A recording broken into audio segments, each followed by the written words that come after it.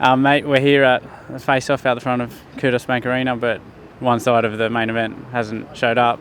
What are your thoughts on that? Yeah, I mean, Jake Wyllie's not very happy. He feels like he's got one up already. But to be fair, we did announce this to the fighters yesterday. George Kambosos is training this morning, and he says he'll do his head-to-head at the community event coming up. So not ideal. We would have preferred him here, but Jake Wyllie's here, ready to fight, and looking forward to a great show on Saturday. It's already been a whirlwind start to fight week. Talk us through it from your perspective. Yeah, I mean, you get the call on. The time zones are so difficult to work across. I'm in Orlando at our show.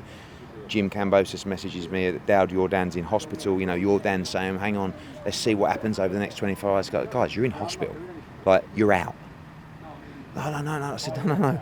And they came back and said, you know, having dizzy spells and all this kind of stuff. I said, guys, thank you very much. Get well soon. Then we look at the opponent. Jake Wyllie was a guy that when we announced the show, I actually said to Jim Kambosos, I think you should fight Jake Wyllie. There's something about all Australian clashes that just sell better. Like the whole, you know, I know they're all origin stuff. New South Wales against Queensland, etc. is nice. But like the reality is give an opportunity to a young fighter who can fight in Jake Wyllie to change his life.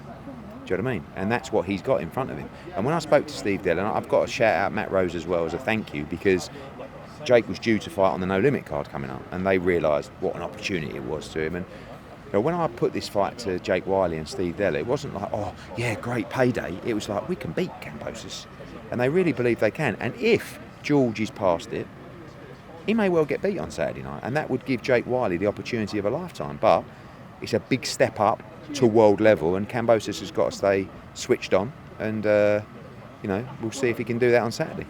What was it about Jake that appealed to him when you originally said get him on the show? He's a young kid who can fight, can punch, and he's like, you know, there's something about working in boxing when you say to someone, Jake, if I would have said to Jake Wyllie, there's no purse on Saturday, mate, but do you fancy it? He would have come with his gloves. Do you know what I mean? He was coming on Saturday. He bought 2 tickets to fly down and watch. And like, I want fighters that are willing to run through that wall to take opportunities and change their life. And that's what Jake Wyllie has done. He's ready to do it. He's got to put the performance of his career, you know, together on Saturday night. But like, when you see him in the hotel lobby, and he's like, yeah, like, I think, come on, good luck to you, son.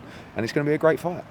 You'd already told us that should Kambosos have got past Jordan, he would be fighting Richardson Hitchins later in the year. Is that still the case?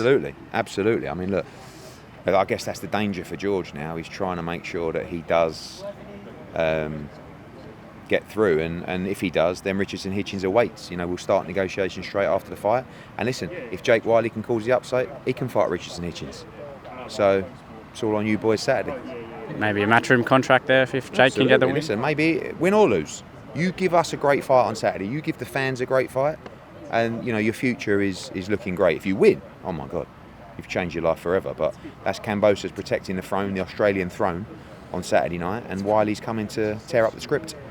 And for the co-main, we got a pretty spicy face-off just before. There's a lot of feeling in that one. Brilliant fight. I mean, you know, for me, it's the best fight in the featherweight division.